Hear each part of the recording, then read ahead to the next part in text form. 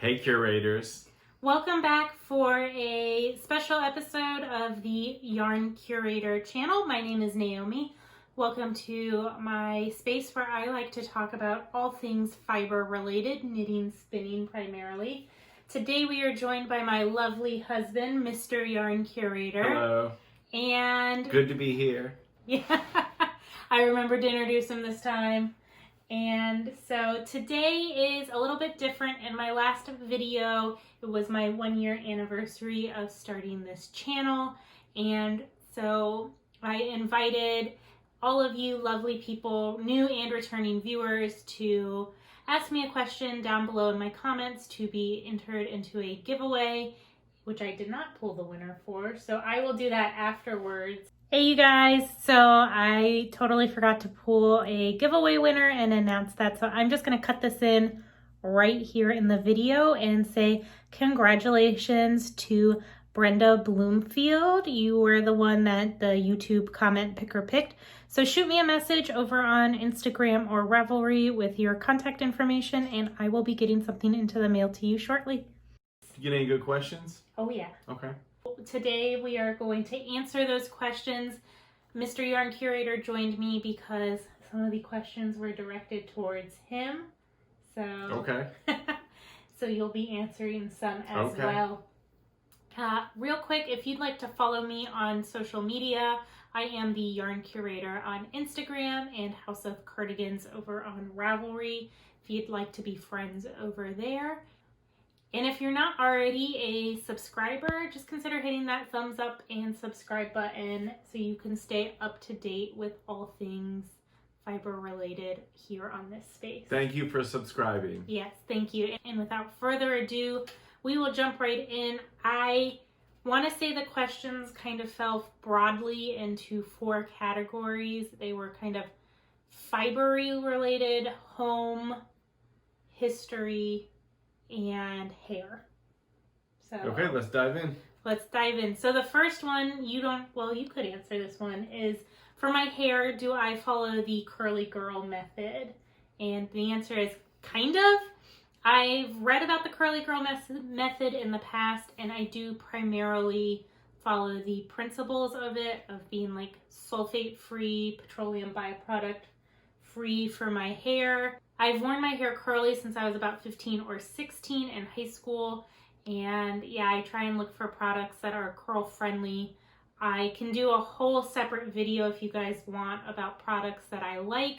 I'm not like super militant like some people are about the curly girl method, but I do try and stick to like the basics of it. All natural right here. And you have gotten a lot better about managing the curl in your beard over the years. A little bit. You now shampoo and condition the beard. A little bit. And sometimes you put a little bit of oil in. A little bit. But yeah, if you guys are interested in like a short mini episode about my hair routine, I would happily go into it over there. But otherwise, I could write like a thesis on curly hair care. The second question is about the china cabinet behind me. What is the story behind that and the history? So this china cabinet used to belong to my grandmother, and I think it might have been her mother's before her. I'm not sure, but given the kind of Art Deco styling, the bent wood, there's leaded glass on the inside. That's how all the panes are held in. It would date the cabinet, I think, probably to about the 20s or the 30s, which would be about right for it having been her mom's cabinet. At one point, it did belong to my parents. They have since given it to me, and I love it. I think it's great. All right, next question. So, how often do I wear my hand knits, since I am a knitter living in Florida? The answer to that is primarily November to about February is when I get the most wear. That's when we get cold weather here. But the AC can get really cold sometimes. Yes. So year round I end up using them. I'll take shawls into the office or a pullover and just wear it there because sometimes it's, in the 70s. So that's why he requested a cardigan. His work stays very cold as well. It's chilly in here right now. It is. And adjacent to that is, the question wasn't really asked, but I'm going to guess this is what they were asking, which is how are the local yarn stores down here? And overall, I would say, well, some aren't, but some are really good. I don't want to like disparage anyone by name, but there are some that are better than others. In my area, there's at least 4 local yarn stores in this county, and then there's some great ones within an hour or 2 driving distance. You should just be thankful you have yarn stores. Some people out there might not have a local yarn shop. I'm super grateful. And then a third question within that was, what are some of my favorite summer yarns? I personally really like working with linen or linen blends. I have a tunic that I started many years ago that I need to finish. That's 100% linen, and I've been thinking about it lately to get it back on the needles. May I interject something You here? sure can. I am not a fan of tunics at all. She has known this for a while, but like, I don't know. If you like them, wear them. That's all that matters, really. If you like something, that's all that matters. However, my opinion, it's like the Legend of Zelda. Like, you get different tunics, and it's very, I don't know, hippie-ish, maybe? Yeah. I don't know what the word is. I'm ignorant on the subject, but I just know me personally do not like tunics. But if she wants to wear them and that's what she likes, that's all that matters. I'll rock a tunic. The next question is, how did you and I meet? So, you want me to tell the story? I'll take it. So I met her at the Olive Garden. I told her I liked one of her tattoos, and while I don't dislike it, it was just an excuse for me to talk to her. And I guess, I don't know, we started hanging out, and we kept it a secret from all of our coworkers, so that was very interesting. But it all worked out in the end. But the Olive Garden. So I don't have any love for the Olive Garden, but I do like the Olive Garden, you know? It just happens to be the place I met her. That's not why I like the Olive Garden, though. It's like more like the fried lasagna. But, okay, sorry, go ahead. No, you don't like Olive Garden for the fried lasagna over me. Oh, yeah. You're a bonus to the fried lasagna when it comes to Olive Garden, so. Next up is, what hobbies do I want to pursue outside of the fiber arts? And you can answer that too, even though you're not part of the fiber arts. I don't know what you want to pursue outside of the fiber arts. So I have 2 things that I would really like to learn. One is I really want to learn how to throw pottery on a wheel. I think it looks like a lot of fun. Okay, and I can see you liking that. Yeah, and it kind of reminds me of spinning in that there's like a physical but meditative aspect of it where you get into like a flow state as you're making something. Is I would like to learn how to do watercolor painting. Oh. Which I could just watch YouTube videos on how to do. And I have. Easy. I should. That's cheap. That's inexpensive too. Oh, yeah. I have watercolors. I have a watercolor, what's it called? Notebook with the paper in it. We might even have a canvas or 2 laying around from when I was painting. But... Yeah, and so I've tried a couple YouTube video tutorials, but they look like I tried to paint a sunflower and it looks like a donkey. That's why I haven't seen it, because I'll tell her how it is. It's not very good. If it doesn't look good, I'll tell her it doesn't look good. So. Do you have any hobbies you want to tell the people about that you're into? Cars. British cars. Yes. That's it. So, I love this question. So, is there any competition between Zoe and I as far as our podcasts are concerned? I don't know. Is there? I mean... I would be lying if I didn't say there wasn't like a little bit of friendly sibling competition, rivalry. But overall, no. It's nothing like crazy. More than anything, May I add something though? Sure. There's enough space for everybody. Exactly. That's the beautiful thing about the internet is you don't have to be better than one person or another. We have fun with this, and there's not that many people who watch, so you know, there's enough room for everybody. So Zoe, I hope your podcast does amazing. Yes, and I was going to say, more than anything, I think we're probably each other's biggest supporters. Okay. Although you might be the biggest supporter of this particular channel. I'm pretty supportive. Not 100%, but pretty supportive. But no, Zoe, it's great because I have someone who I can bounce ideas off of. And, you know, there are times where, I'm not trying to bring things down, but like there's times where it's like, man, why am I doing this if only 100 people have viewed the video? But then you just go chit chat with each other, so we motivate each other and It's keep about each other the camaraderie. going. Yeah, so really no. I mean, but yeah, on like a sibling level, maybe a little, but not really. Nothing crazy. What else we got? So the next question is, what was my history emphasis in school? So there's a couple ways I could answer this. I don't know the answer. I was just thinking of like joking, silly answers. Oh. Go ahead. No, I don't have anything good. Go ahead.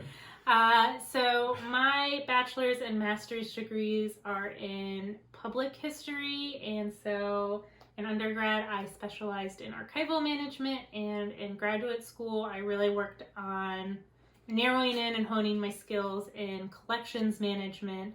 But in terms of like historical topics, whenever I was given the chance, I always studied food history. I am deeply interested in the history of how people view and think about food, and how those conceptions towards food shape different identities through history. So I could talk, once again, like curly hair, I could talk at length about my interest in the history of food and health in the body, but Okay. Would you like to tell what?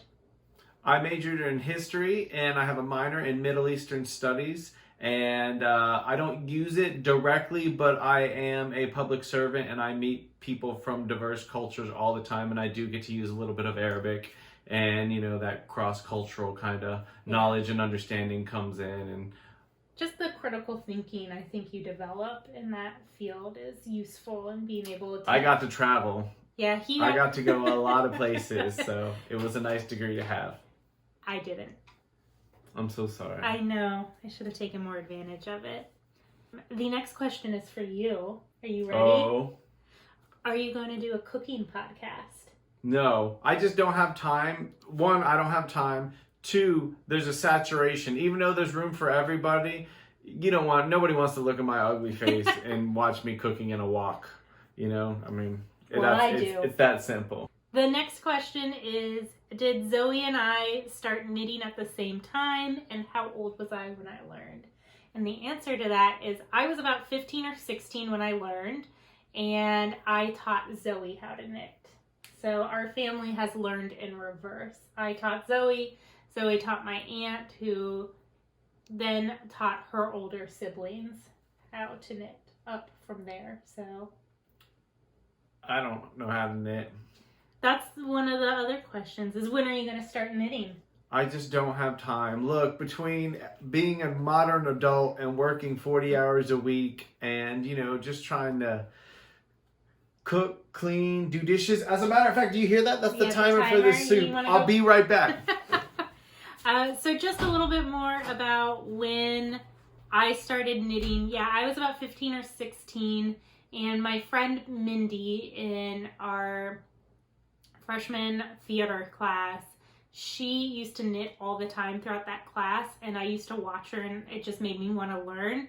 So that summer, my sophomore year of high school, I begged my mom to take me to Michael's and to get like one of those learn to start knitting kits. It had like 2 pairs of needles in it and a booklet on how to knit. And this was in the just pre-YouTube era, now that I think about it, and Zoe and I have had this conversation. I couldn't get the hang of it, and I was so ready to give up. And then my brother actually watched a few videos on, Ginger carrot soup. Very good. I'll be right back. My brother actually watched a few videos on knittinghelp.com, and I feel like I got soup on my face. So Peter got the hang of it on knittinghelp.com, showed me how to do it, and I've been doing it ever since. I did struggle with purl stitch, and one of my friend's moms showed me how to do it one night when I was over at their house. So yeah, that's kind of how we learned. My brother says he doesn't remember being the one to spur things into action. Zoe and I used to live together, and so that's when I taught her, probably about 4-ish years later. The next question is, what crafty project am I most proud of? And so for this one, I am most proud of this sweater right here. It's another tunic, full sense of theme. No. So this is the Still Light tunic by Isabel Kramer, maybe? And So I like this because this goes a little longer. yeah. I don't like the shorter ones. Yeah. So that's not so bad. I knit this probably about 5 years ago when we still lived in Colorado. It's the third garment I've ever made, but it's the first garment that I made where like everything clicked and seemed to work. Like I actually did a gauge swatch. I matched the right type of yarn to project and all of that good stuff. This is knit out of alpaca. I was going to say, is this alpaca? You know, I'm proud that I spotted that because that was about to come out of my mouth. Is Yes. that alpaca? Oh. It is, and it was from when we used to live in the mountains in Colorado. I used to work at the Estes Park Museum, and every year in Estes they have a big festival. Well, they have two festivals. One is Wool Market, and the other one is Alpaca Fest, I think is what or Llama Fest. It was something like that.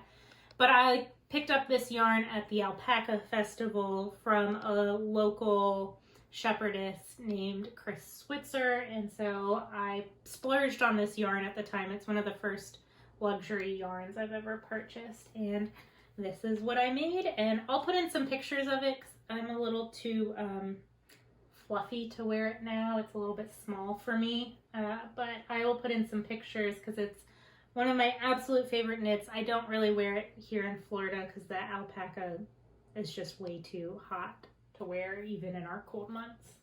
The next question is, what is my favorite accent? And I would say maybe Scottish. What's favorite mean? Like what? Like not trying to be like. What's most pleasant on the ear?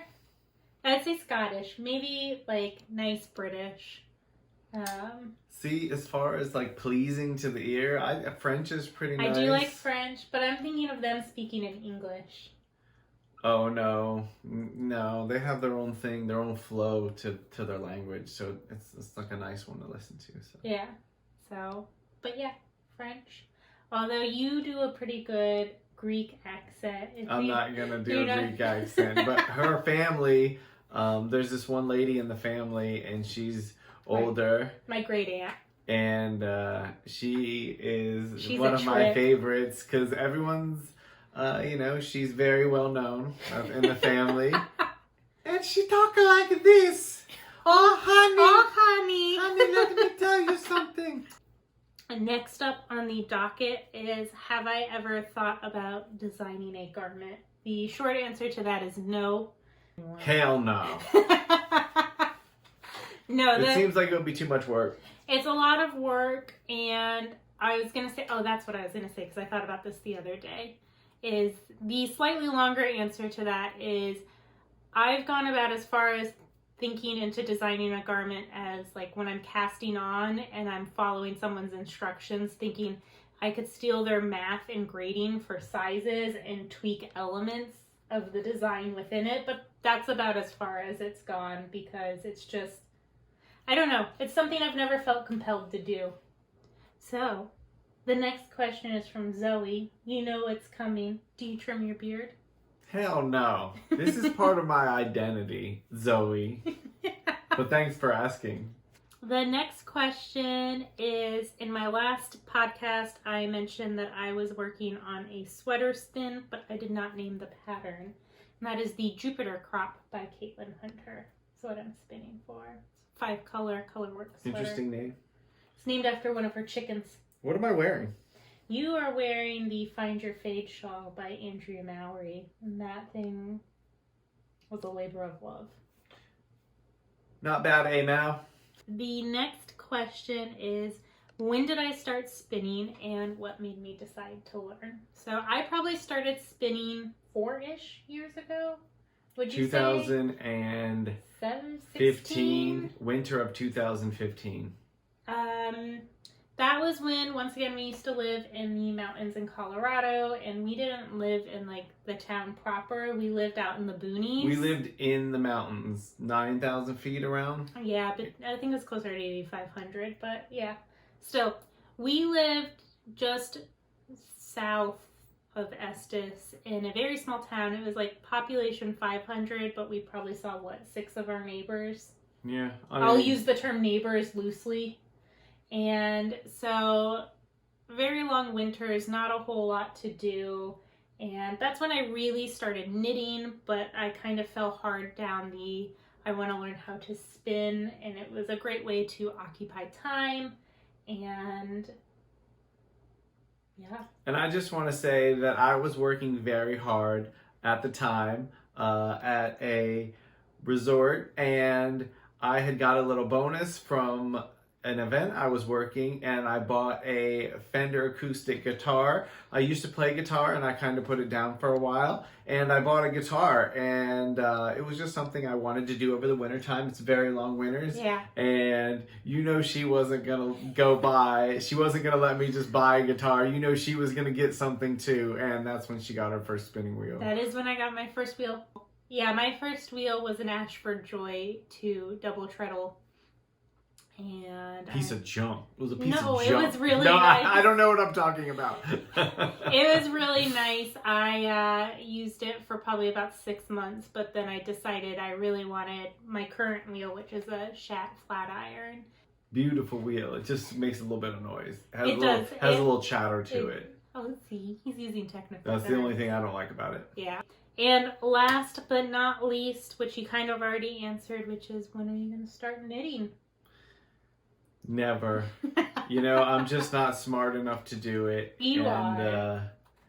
It's too time consuming. I already have things I just have to do. There are only so many hours in a day, and I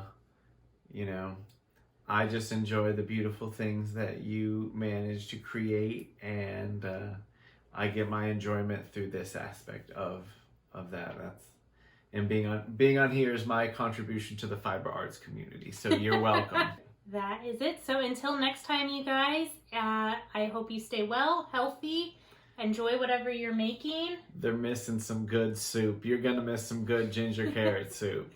And I will talk to you guys later. Bye. Bye-bye.